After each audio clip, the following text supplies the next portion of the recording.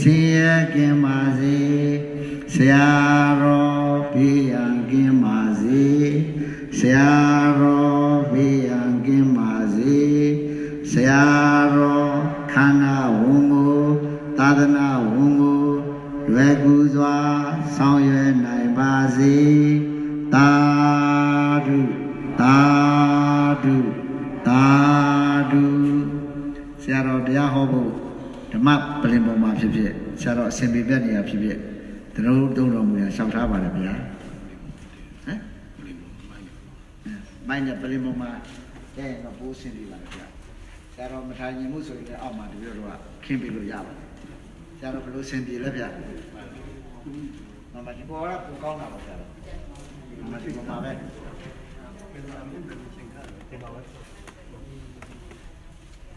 ကိုကြီးဓာတ်အောင်မှတ်တမ်းလေးပါလေဘုရားတပည့်တော်ဟိုဘက်သွားပါအောင်မယ်ဆရာတော်ဟိုဘက်ခမ်းပါဆရာတော်အစဉ်ပြေတယ်လို့ဟောပါဗျာမမတီလာပေးပြီဗျာတီလာတော့ပေးစရာမလိုတော့ဆရာတော်စီစဉ်တိုင်း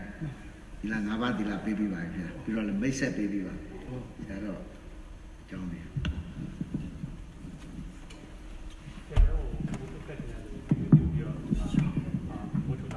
ဆရာတော်အတွက်ဝိထုကတ်ခြင်းလို့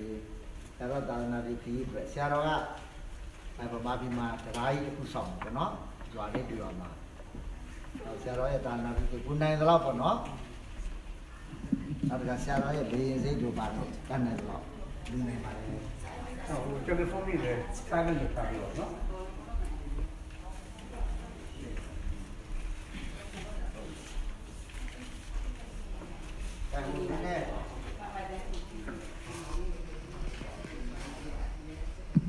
ခုနာလည်းပတ်စီတယ်ကလည်းခိုင်းလေးပေါ်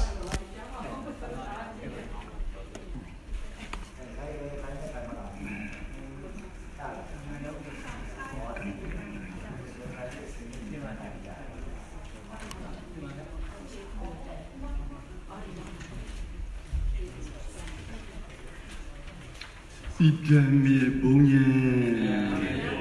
ဣဒံမေဒါနေနိဗ္ဗာန်သောပစ္စယောဟောတုချမ်းသာတကဒါနာလူပိမသာနေဝလာဘုရားလုံးဝါဒဘုရားလည်းစီပြုလို့အထုတော်ကြောင့်ဘုရားလုံးတိတ္တမင်းသားယောတောတရာဒီဝီတို့ချမ်းသာတကယ်သူလောကီလောကိုချမ်းသာရပါစေတာချမ်းသာကြပါစေကုန်တို့တည်း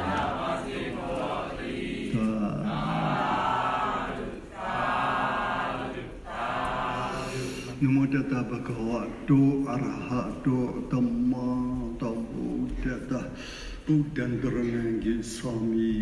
ဓမ္မံတရဏံဂိသာမိသံဃံတရဏံဂိသာမိမယံဘုရားကြီးတို့စိရဏရှင်ကုတုရှင်ဒါနရှင်ပရမေရှင်အပေါင်းတို့နှင့်တရားဟောတရားနာပူယံကွာ၍နိဗ္ဗာန်ရစီကြောင်းစုပန်တောင်းကနမမိဝန္တိဝန္ဒာမိရှိခိုးဘာယဗုဒ္ဓမြတ်စွာဘုရားပရိတဟိတမေစီယဟိတမေဣစရံဘရောနိညတဒုက္ခမေစီယမမေစာဣစရံဘရောပရိတတုတပါဒုဤဟိတံအကျိုးစီးပွားမှန်သမျှတွေကိုအစီတံလိုလားနေတဲ့ဆောင်ရွက်နေရပါလို့ဤပရောစအတုတပါတို့ကလည်းဟံငါတို့ဤတတနတဇာတတနာတို့ဤဟိတံအကျိုးစီးပွားမှန်သမျှတွေကိုအစီတံဣစတုလိုလားနေတဲ့ဆောင်ရွက်နိုင်ကြပါစေကုန်တော့တည်းဤပရောစတုအံငါဒီပရောစတုတပါတို့ဤဒုက္ခံကိုယ်စိတ်နဲ့ပါဆင်းရဲပင်မညံ့နွမ်းမှုလို့နိုင်စီရအလိုမရှိပါပရောစတုတပါတို့လည်းဟံငါတို့ဤဒုက္ခံကိုယ်စိတ်နဲ့ပါဆင်းရဲပင်မညံ့နွမ်းမှုလို့နိုင်စီရနိုင်စီတုမလိုလားမနစ်တဲ့ပဲရှိနေကြပါစေကုန်တော့တည်း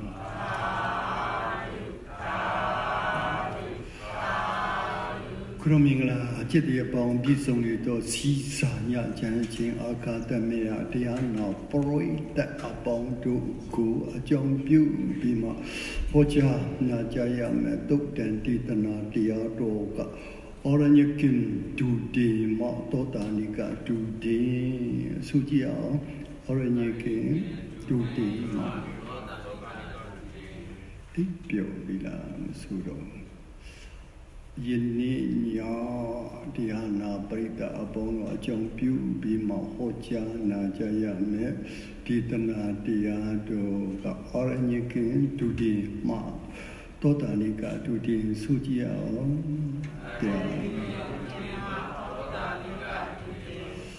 to moho sing dong ji gu ya ji dong ji gu cha tok dan ditana dhyado pyo ji aong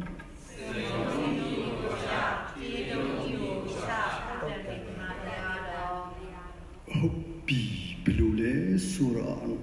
ojana jaya yang iganda mayang akara bani bukta pemuke bukta tetto tinsha sisi akaruma yang jadui maima dui jamma bu changta bu bukta meso pia tanangan bi ka tanangan ujare demio bi ka demio ujare tiwa bi ka tiwa ujare tatana bi ka tatana ujare Toto bide ka toto jo toto bide ka toto Buddha me so bia le biro dana akata tila akata tikka akata mikka akata yatha tinchan asin dai ho ja de bide ka tong bung tuya yo chung sin no akuna tin pya de den ho de dana akata tila akata Tikka akata, mika akata sura me po nibbana ya de ajo. Tikka akata sura mati di de tu tukti bomma su san de ajo. Tila akata sura alu tibita, dana akata sura alu tibita. Dilo Buddha meso pia dana akata tila akata tikka akata mika akata hoja de den chit jang pa mya a thok Piyatana nila pama ho. Diluni Buddha meso piyatana nila pama. Tunling topa di deka. Ti dek to mikima mui pi to ta tiao ta mi tiao. Ti dan kung kang kung ba phi le. Ti dan kung kang kung ba phi le. Ti dan tukti pong ma pi tukti pong ma cho kat ni de. Po jong le. Aku usia sia dekat mak duit tu pusing dah no pusing dia pusing bawa na dekat duit jom tidak tu di boma pi dok di boma ni di luar ni bukan masa biasa dan ni lah bama tu le tok pak ni dekat Kula Buddha amiu kong tari datana piu de perlu datana piu le he ngadu tetang tialo muiti dukha desa muiti achamsi Guru kamau surakudu rupa wasarakudu arupa wasarakudu mi bom janji lo tit napi ma kudu ikong ne ka mi ji bo tatana pyu yen lok tamya dukha muiti nong temyo nong do bo mati ti de atata patata anapana shu Tiye, naye, tongye, leye, ngaya, kune pide ka witi de chok, wisara, pidi, dukha pide, ikikara, san inga ngaba bi so, san bi so ni de ka, san winsa bima be ni de, san winsa bima ni de. Titani ale aneksa, titani ale aneta, titan kung kang kung san. Ni sudi sikja dolo, piama bong yao dole, beo yao dole. Tachua takapa, tachua tongkapa, tachua chokapa, tachua kapa, tachua kapa, nase, tachua kapa, kone se, tiru aja, jadi. ငါတို့လိုထမင်းလည်းမစားရေလည်းမတောက်တော့ဘူးဘာလဲလို့ဆိုပီတိနဲ့ပြည့်စုံမှချမ်းသာစွာနေတဲ့အဲ့ဒီဇန်ဒီရလည်းအနေစာအနတ္တအနေစာအနတ္တကုန်းခုနမိဘုံပြန်ကြီးလိုပဲမိစာစီကုန်းတဲ့အခါမြေကြီးကိုဘိုးပြုတ်ကြတယ်အဲ့ဒါကြောင့်လုံသမျှဒုက္ခဝိတ္တိအခြားဒုက္ခသစ္စာအခြားမရှိဘူးဒုက္ခသစ္စာပဲရှိတယ်ခုနတင်ပြတဲ့ကုလပုဒ္ဒအမျိုးကောင်းသားရဲ့မျိုးကောင်း30မျိုးကောင်းသားပဲနဲ့ဆယ်လဲ30ပါစုပြီးမှအခုနလိုပဲသူတို့တတနာပြုကြတဲ့ကောင်းမောဆိုတော့ကုသိုလ်ရူပဆိုတော့သူအရူပတော့ပန်းတိုင်ပါလေမွေးတည်အဲ့ဒါကြောင့်ငါတို့ဒီမွေးတည်ကလွတ်အောင်တဘောမတူတဲ့သူရှိသလားမရှိဘူးတဲ့တွားကြမယ်ဆိုရင်ဘုရားတတနာမှာရောက်လာတယ်ပန်ချားတယ်လျှောက်ထားတယ်ပန်ချားလျှောက်ထားတော့ခွင့်ပြုတယ်ရှင်ပြုတယ်ရှင်ပြုပြီးမှယဟန်ပြုတယ်ယဟန်ပြုပြီးတဲ့အခါပရိယတ်တွေတင်တယ်မူကြိုးကြောင့်အငြိတန်လက်တန်ခြေတန်စပရိယတ်ပြီးတဲ့အခါဘာလို့ရမှာလဲပฏิပတ်မပฏิဝေဒပညာမေပညာဖို့ပညာရကြမှာပရိယတ်ယပฏิပတ်ပฏิဝေဒပညာရပရိယတ်သူ့အတွက်ပฏิပတ်ကိုအတွက်ဒီလိုတတနာပြုပြီးတဲ့အခါပရိယတ်ဒီစာရီပြီးသွားတဲ့အခါတရားမတို့ဝိတ္တိလို့ဖို့တရားကျင့်ကြစုပန်ကြားလျှောက်ထားမှာသူတို့တင်ထားတဲ့သင်္ကန်းစာတိုင်းကုန်းလို့ယူပြီးတဲ့အခါမြို့ထဲမှာရွာထဲမှာဆိုလို့ရှိရင်တော့ငါတို့တရားကျင့်ဖို့တရားအားထုတ်ဖို့တရားရဖို့ငါတို့တမာတိနေတဲ့သူတွေခက်ခဲတဲ့ကြောင့်တိုးသွားကြမယ်ဘယ်လိုလဲအားလုံးသွားမယ်တော့ရောက်သွားတယ်Origin do thinking Tamari, Rokum do thinking Tamari, Avicatani do thinking but by do thinking Ping the bad do thinking Tapana do thinking Krupesa do thinking Tamar Yatan do thinking Tamar, or you can do thinking, or Rokum do thinking, Apotica do thinking Tisiurik do thinking, a pandago do thinking, and nitisi do thinking, totanica do the lesson Priya Martina Keda thinkers, a patipat man do the hard really a party, neighbor, twallow to the pound, take profit Piachidia, the YouTube Vima, a consultama mesa, the YouTube Yara, do dimbe. နိဗ္ဗာန်သွားလို့တဲ့သူတွေအကောင်းဆုံးဓမ္မမိတ်ဆွေရပါလေပြောကြည့်အောင်ဒီလိုပန္တိပရောဟိတ်ပညာရှင်မတွေဒီလိုထုတ်ပြတယ်ဒါကြောင့်အခုနယဟန်30ဟာတော့ကိုကြွပြီးမှတော့ထဲကိုရောက်လိုက်တာနေပဲပါတိမောက္ခတံဝရတီလာအိန္ဒြိယတံဝရသူတီလာဒုတင်တီလာကိုလေးစုံလက်ကင်ထားဒီမှာသူတင်ယူခဲ့တဲ့အတိုင်းအတ္တတအပတ္တအာနာပါနဒီကံဝပတ္တံတောဒီကံဝပတ္တံမိတိပါသနာတိနဲ့ရတ္တံဝပတ္တံတောရတ္တံဝပါသနာတိနေသတိအတ္တပတ္တအာနာကမ္မထံကိုစိုက်ပြီးမှဤကိုယ်တော်မောဤကရရှုတယ်သူတို့ရှုကြတယ်တရေနှစ်ရေတစ်ပတ်နှစ်ပတ်လောက်ကြာတော့တဲ့အခါဝိတ္တိတွေချုပ်သွားတယ်ဝိတ္တိဆိုတာကြံစီတာတွေတွေးတောတာတွေငေးမောတာအကုန်လုံးချုပ်ဝိတ္တိချုပ်ပြီးတော့ဝိစာရတစ်ခုတည်းဖြစ်လာတော့ဝိစာရတစ်ခုတည်းဖြစ်ပြီးတော့ဝိတ္တိချုပ်တယ်ဝိစာရဖြစ်တယ်ပီတိဖြစ်တယ်ဒုက္ခဖြစ်တယ်ဧကိကရဇံယငါးပါးပြည့်စုံဇံချမ်းသာနေပဲနေတော့တယ်အလုံးအပါ30တလုံးဟာအဓိပတိဇံရတယ်ဇံဝင်စားပြီးမှပဲချမ်းသာစွာနေကြတယ်ချမ်းသာစွာနေကြတယ်အော်ရညကင်တူတင်ဆောက်တည်တဲ့ပင်တစ်ပတ်တူတင်ဆောက်တည်တဲ့ပတ်တပိုင်တူတင်ဆောက်တည်တဲ့ဧကတနိတူတင်ဆောက်တဲ့ခလုတ်ပိစ္ဆာတူတင်ဆောက်တည်တဲ့တိစီဝရိတူတင်ဆောက်တည်တဲ့နိတိစီတူတင်ဆောက်တည်တဲ့ ဒီလိုစွန့်နိုင်တဲ့မြတ်လူတွေစောက်တီဘယ်မှာအပမာဒီနာမမိတ်မလျော့မဘောမစကတိုင်းတရားရှုသမထတရားရှုသမာဓိတရားရှုဒီသုံးမျိုးကိုရှုဘာကိုရှုတာလဲဆိုဖြစ်တာကိုရှုတာသမထဆိုတော့ဖြစ်တာကိုရှုတာမြင်နေကြားတယ်စားတယ်ရှုတယ်ဖြစ်တာကိုရှုတယ်သမာဓိတီမှာခုနပြောတဲ့ဥမာပတိုင်းပါဏီဝါဒဥဒကေရှုရေကိုရေဝါဒရေပါဏီမြေကတိုင်းရှုမြေကတိုင်းမြေဘဒူဒီလိုဖြစ်တာကိုရှိတဲ့အတိုင်းရှုဖြစ်တာကိုပဲရှုဝိတ္တိချုပ်တော်ဝိသရာပိတိဒုက္ခဧကဇန်နီယအကုန်လုံးရတဲ့ကဘာဖြစ်သွားလဲဆိုကိလေသာတွေငုတ်သွားတယ်လောဘဒေါသတွေငုတ်သွားတာဇန်ကအဓိပတိအာကြီးတဲ့အခါဘာမှကိလေသာတွေမပေါ်တော့အဲဒီမှာ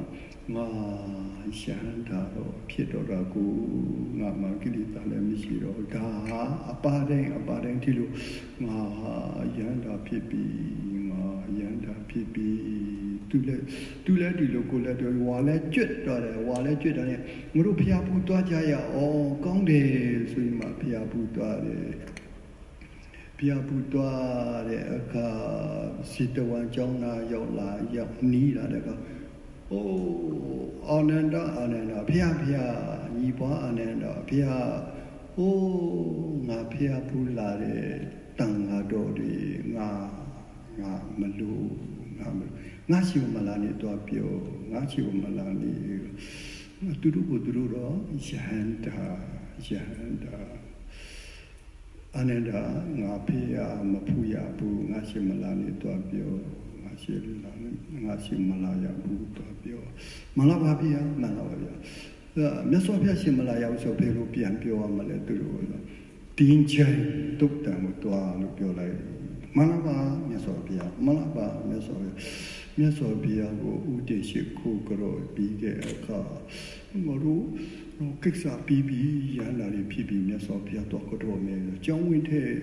ဝင်ခါနီးမှာဝင်မလို့လုံနေကြတဲ့အခါလက်ကတော့တင်ကန်းကိုလက်ကတော့တစ်ဖြစ်တင်ပြီးဝင်မလို့တော့ရှိခုမှကျောင်းကိုဝင်မလို့ပြင်ချာဟေးကိုတော်တို့နောက်ဆုကိုတော်တို့နောက်ဆုဘုရားလေးမခံဘူးဘုရားလေးမလို့ဟာဘလို့ဖြစ်လဲဘုရားမတွေ့ရဘူးတဲ့ကိုတော်တို့အဖွဲ့ကိုလက်မခံဘူးတော့ဟုတ်ပြီအတိတ်ပဲတော့ရှိမှာပဲကုစီစိတ်ထဲအတိတ်ပဲတော့ရှိမှာနော်တဲ့ငါတို့တော့အာနန္ဒဘယ်ကိုဘုရားလက်မခံငါတို့ဘယ်ကိုဘာလို့အောင်မလဲတော့တင်းချိုင်တော့ပြောတယ်ဟုတ်ပြီဆိုအဲ့ဒါนี่ရန်30ဟာသူတို့ရန်တာထင်းတဲ့သူတွေကတင်းချိုင်မှာသွားတော့တင်းချိုင်ကြီးထဲမှာလည်းရောက်တော့တယ်စထွေးတယ်လူတေကောင်းအယိုးတွေလေပင်စီအယိုးတွေလက်မောင်းယိုးတွေချီစီယိုးလက်စီယိုးနံယိုးတွေတင်ပဆုံယိုးတွေအယိုးတွေလူတေကောင်းစပေမလီရောအကုန်လုံးနဲပုကစောနဲစထွေးတွေတချို့ကြတာထိတ်လန့်จิตတိမွင်းထားတယ်ကြောက်တယ်တုံလို့တယ်ယွန်းနဲ့စိတ်လည်းဆုပ်လာပြီးယဟန္တာတို့မိတီမှာခြေမုံမရှိငါတို့ကအခုဟာဒေါသဖြစ်တာပဲမလို့ဘူးစထွေးထွေးတာမကြိုက်တာယွန်းတာစိတ်ဆုပ်တာထိတ်လန့်တာလူတီကောင်းလေးကြောက်တာဒါဒေါသပဲဒီအောင်မလို့ဘူးဟိုဟာလိုတာလောဘရောဒေါသရောနှမျိုးစလုံးဟာတိကံတရေမိကံတရေမေတ္တာဖူတာရေပဲအချင်းကြီးအလကားပဲဒါကြောင့်ငါတို့ဘုရားကငါတို့ထင်နေတဲ့ယန္တာတွေကိုလက်မခံတာအခုတော့ဘုရားကငါတို့ကိုတဏှာတို့အပြင်တင်ချိုင်းမှာတုတ်တန်ဒုတိဆောက်တည်ပြီးမှာမောရဏနုတ္တိဘာဝနာပွားမတ္တကဘာဝနာပွားအတုပဘာဝနာပွားအဋ္ဌိကဘာဝနာပွားမောရဏနုတ္တိဘာဝနာပွားဒီလို ဒီတနာလာတဲ့တိုင်တိုင်ဖျားပွားခိုင်းတယ်ငါတို့ပွားကြစို့သူတို့ပွားရင်ငါတို့လည်းပွားဖို့မကောင်းဘူးလားတကားတကားမကြီးဆိုရအောင်နော်မွေးတီမွေးလိုက်တီလိုက်မွေးတီဒုက္ခသစ္စာလွတ်မြောက်ဖို့ပါမွေးတီမွေးလိုက်တီလိုက်မွေးတီ30ပုံကထမြောက်ဖို့ပါ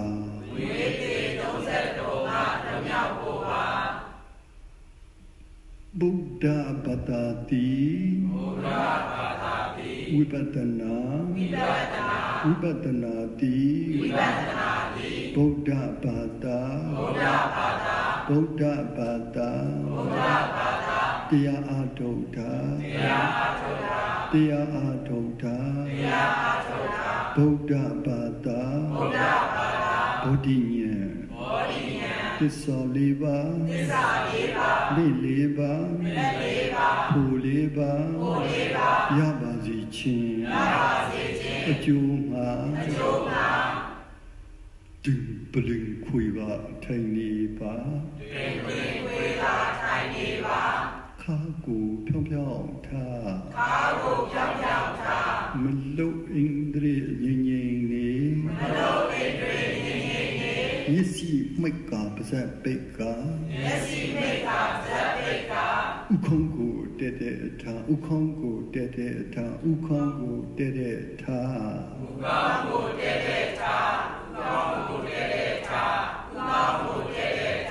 စေကိုနာဝမှာထဉာဏ်မျိုးလုံးနဲ့ကြည့်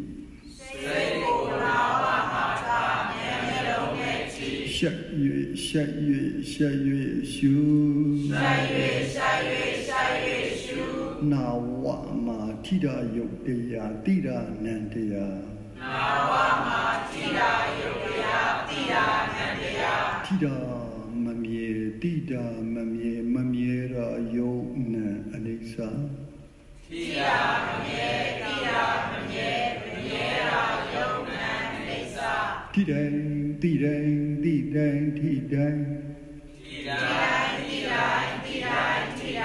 စိတ်က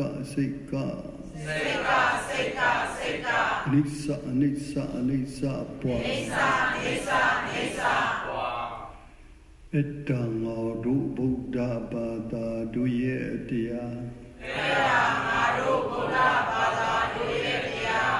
တရားအားထုတ်တရားထိုင်နာကြာလာရင်ညောင်းတာကြိုက်တာပူတာအေးတာအိတ်ချနာဖြစ်ပေါ်လာ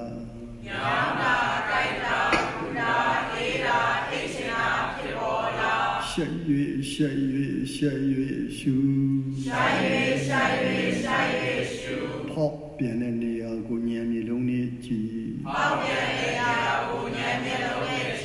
ယုံနံဒုက္ခပွား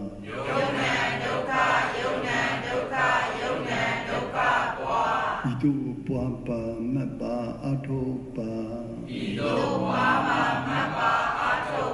ဤသို့ပွားများအထုဩရိယာစုလသောတာပန်လောင်းတို့အလိုတတု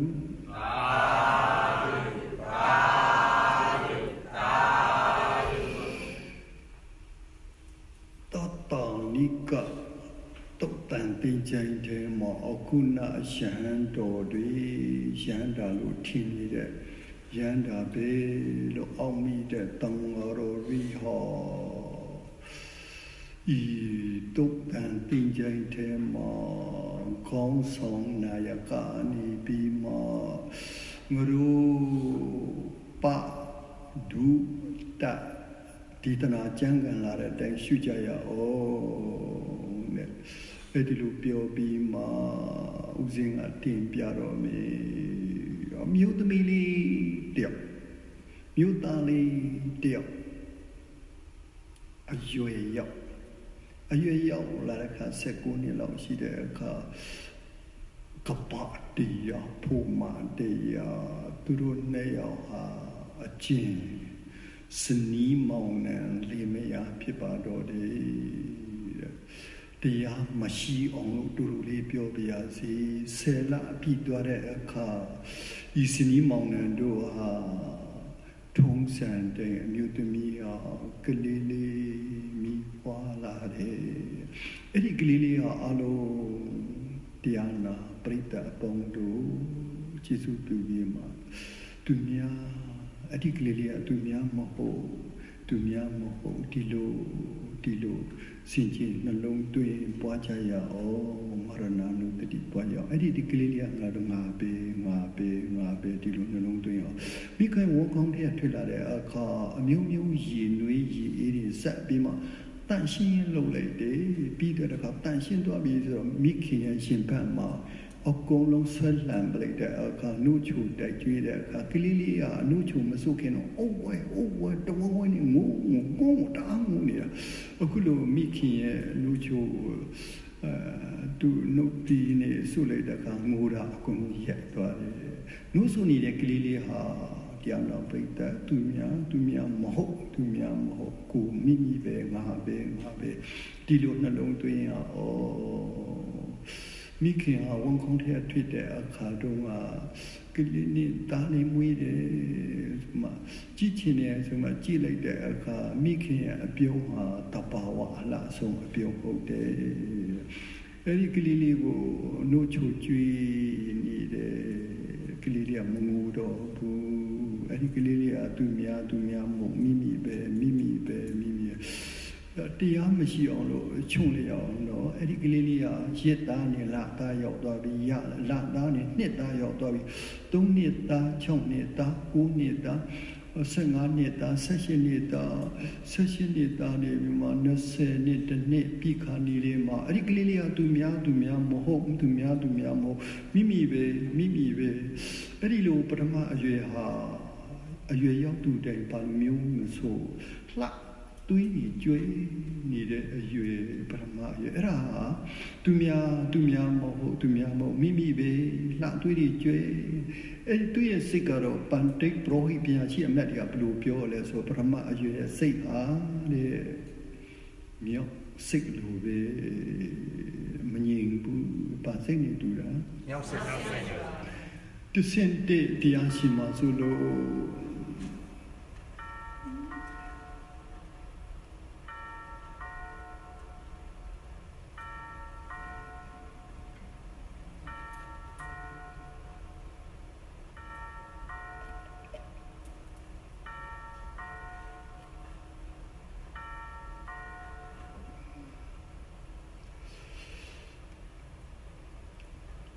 အဲ့ဒီကလေးလေးဟာပထမအရွယ်မှာပညာရှိရပြောတာပထမအရွယ်စိတ်ကတော့မြောက်စိတ်လိုပဲမငြိမ်ဘူးတဲ့အနိစ္စအနတ္တပထမအရွယ်နိဋ္ဌိတာကုန်သွားတဲ့အခါဒုတိယအရွယ်ကိုသူရောက်ကိုရောက်ကြတယ်ဒုတိယအရွယ်ရောက်နေတာ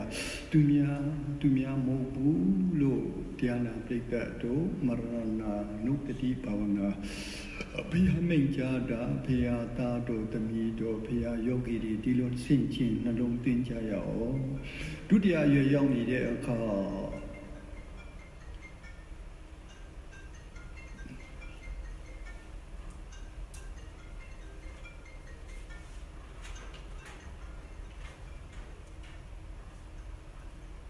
ဒုတိယအရွယ်ရောက်နေတဲ့အခါပန်တေပရောဟိပြန်ရှိအမတ်တွေကဘယ်လိုပြောလဲဆိုတော့ဒုတိယအရွယ်မှာတော့နွားတကောင်လို့ပဲအားရရှိတယ်မအားဘူးမနာရဘူးအလုပ်အိမ်မတန်များတယ်အိမ်မတန်များ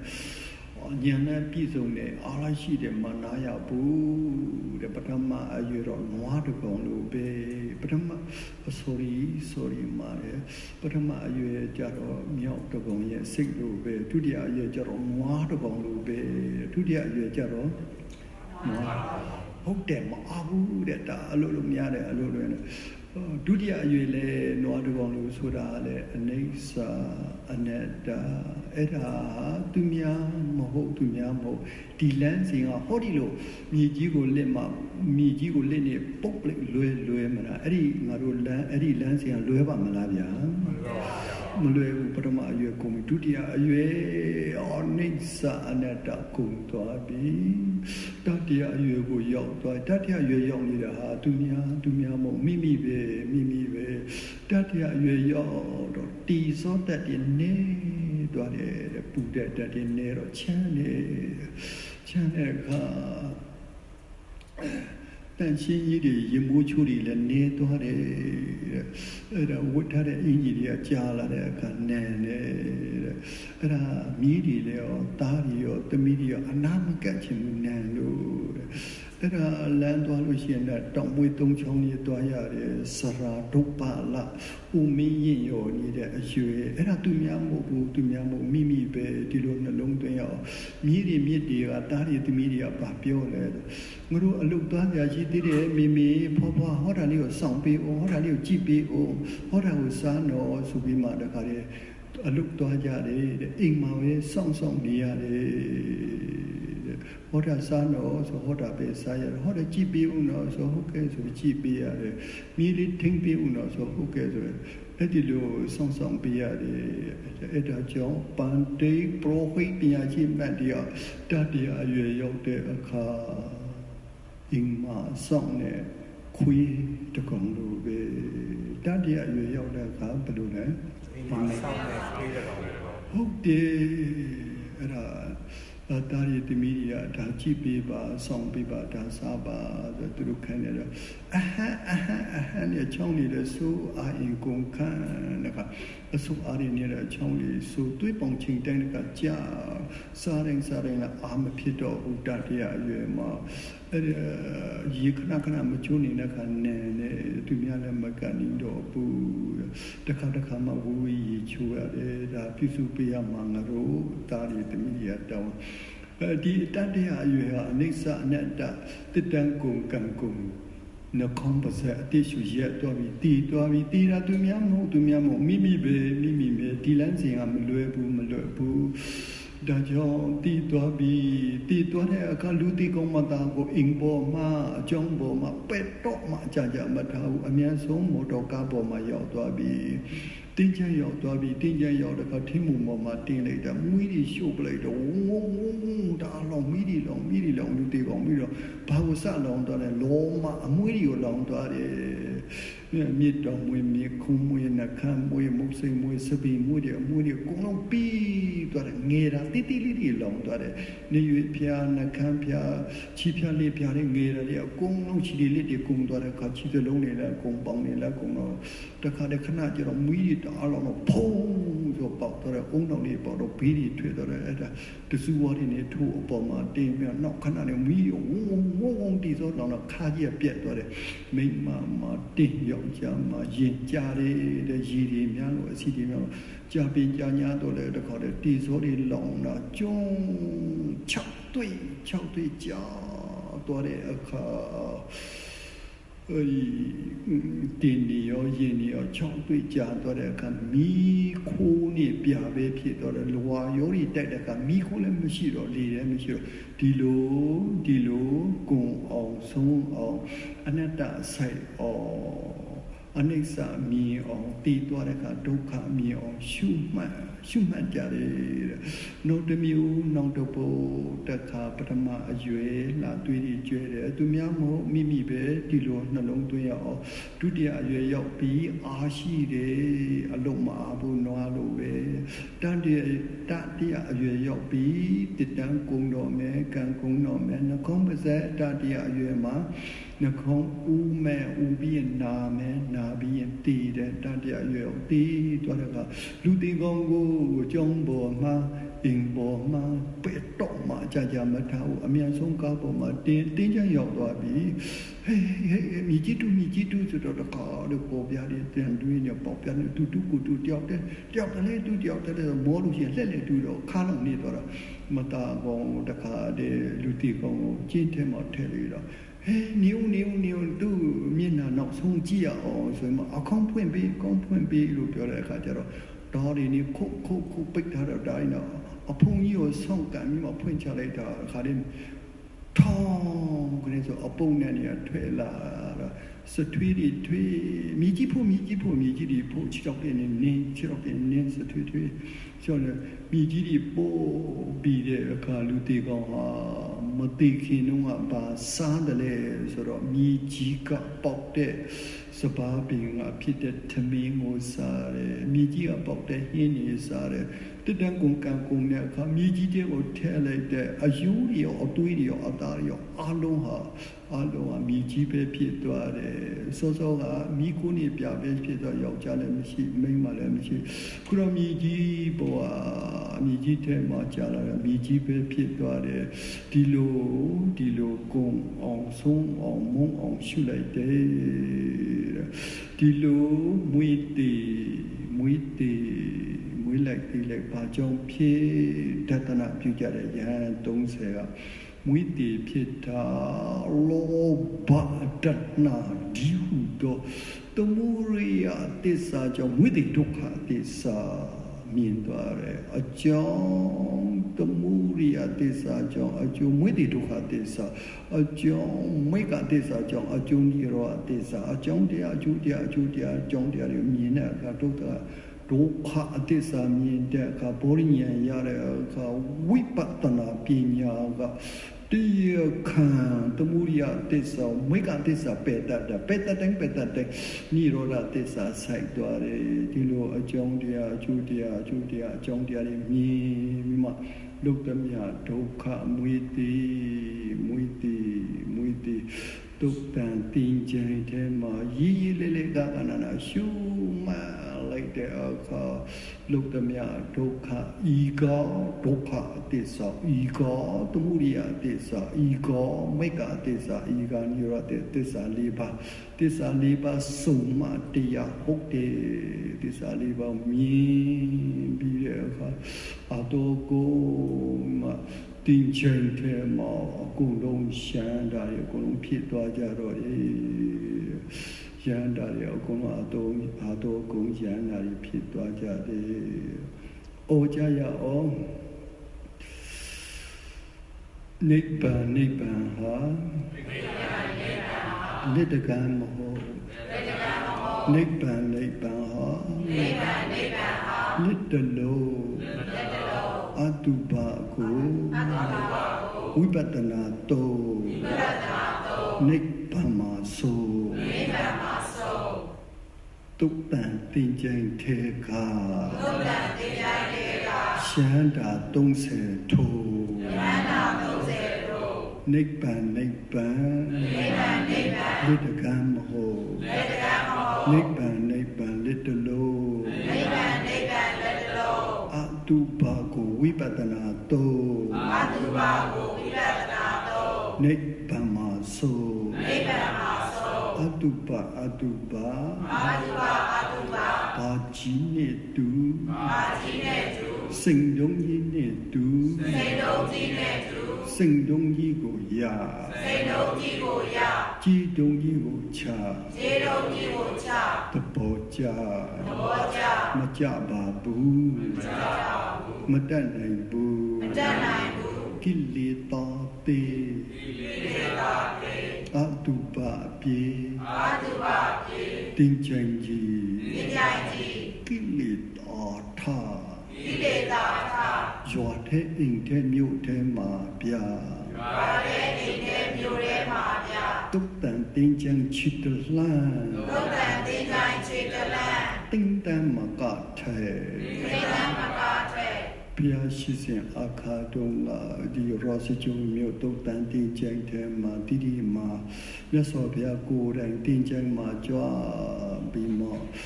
နန်တွင်သူနန်တွင်တာမြို့သူမြို့သားရွာသူရွာသား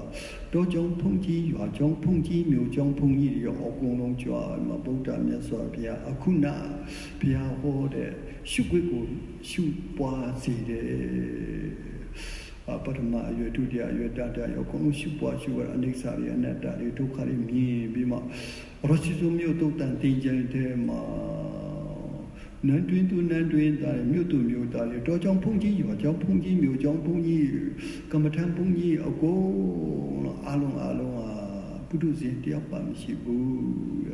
သုလတောတာပံတတကတုံတောတာပံကောလံကောလာတောတာပံဧကပိစာတောတာမတောတာပံတရာကတူချူဘုန်းကြီးတွေရဟန္တာဖြစ်သွားတယ်အဲ့ဒါအခုရဟန္တာ30ရောမြို့သူမြို့သားရောနန်းတွင်သူနန်းတွင်သားရောတော်ကြောင့်ဘုန်းကြီးရောအကြောင်းဘုန်းကြီးမြို့ကြောင့်ဘုန်းကြီးတွေရော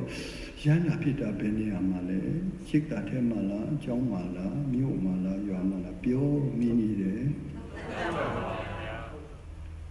တုတ်တန်တင်ကျန်းကအချစ်စရာရွာထဲမြို့ထဲအိမ်ထဲမှာကအကြောက်စရာတုတ်တန်တင်ကျန်းကအချစ်စရာဘလူကြောင့်လဲဆိုရွာထဲကမြို့ထဲကအိမ်ထဲကလူတွေကလူအရှင်တွေမဟုတ်ဘူးလားယာလူအရှင်တွေမဟုတ်ဘူးလားလို့အဲ့ဒီလူတွေဟာလူရင်လူတလို့အတန်တစ်မျိုးနဲ့ပြောတယ်လူရင်မလို့တော့ဘူးဆိုအတန်တစ်မျိုးနဲ့ပြောတယ်လူလို့ရှိရင်မျက်စိမျက်နှာကတစ်မျိုးကြည့်တယ်မလို့လို့ရှိရင်အမူအရာတွေကတစ်မျိုးမပြဘူးလားယာပြပါဗျာလူရှင်တွေသူတို့လက်တွေကဓာတ်တွေတုတ်တွေမကန်နိုင်ဘူးလားယာကြောက်စရာမကောင်းဘူးလားယာအင်မတန်မှကြောက်စရာကောင်းတယ်ဒုက္ခတင်ချမ်းကြတော့ပြောပါလဲခုနဆိုတာချစ်စရာကျန်တဲ့သူအိမ်ငိုက်နေလို့မပြောလား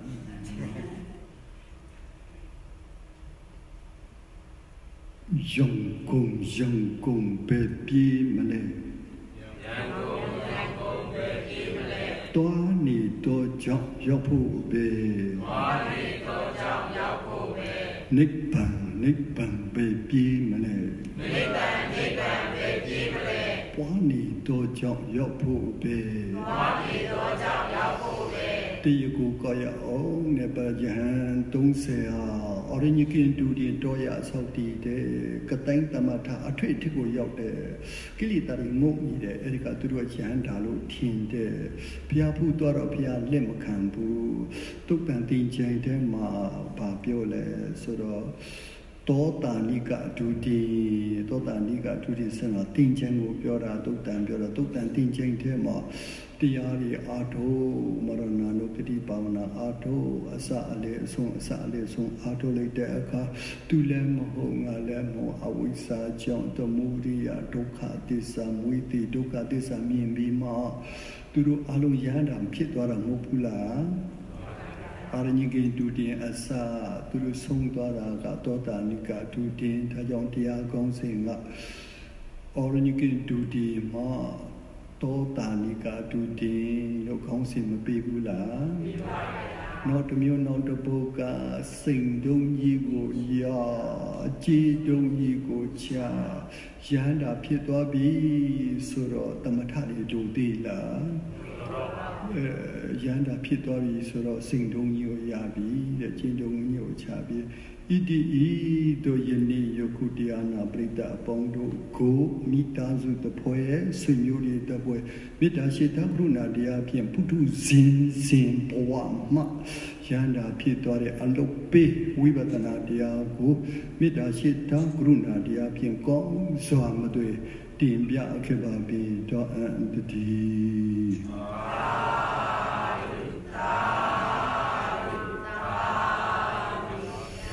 ပြရိတော်တို့သည်ပြုပြီးပြုဆဲပြုလက်တံကုသိုလ်ရဆွဆွရောကိုတံပြန်ဆိုရအောင်ကုသိုလ်ရဆိုတော့ကုသိုလ်ဝေရအောင်ဆိုရအောင်ကုသိုလ်အမြကုသိုလ်အမြကုသိုလ်ယူရော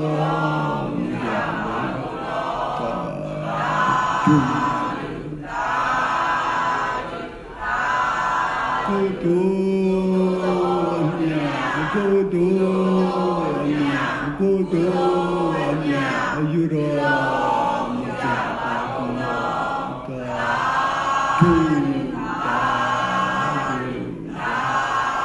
ကုသိုလ်အမြကုသိုလ်အမြကုသိုလ်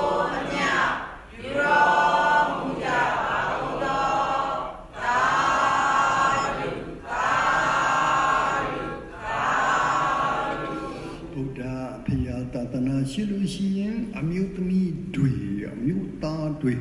တတဝါတွေမြတ်ပြမာရီချမ်းသာတယ်ဘုရားသာသနာရှိလို့ရှိရင်ဗုဒ္ဓဆိုတာဟာဖေယသာသနာဆိုတာအဆုံးအမစီတံကြမြင့်စွာတိတ္တုတည်ပါစေချမ်းသာဖို့ရာကုသိုလ်ရာကုသိုလ်တိုးအောင်ကုသိုလ်များအောင်ဘုရားသာသနာတန်ပြန်ဆိုရအောင်ဩရအောင်ဗုဒ္ဓသာသနာစီရန်တိတ္တုဗုဒ္ဓသာသနာစီရန်တိတ္တုဗုဒ္ဓသာသနာစီရန်တိတ္တုဗုဒ္ဓသာသနာစီရန်တိတ္တုဗုဒ္ဓသာသနာစီရန်တိတ္တုဗုဒ္ဓသာသနာစီရန်တိတ္တု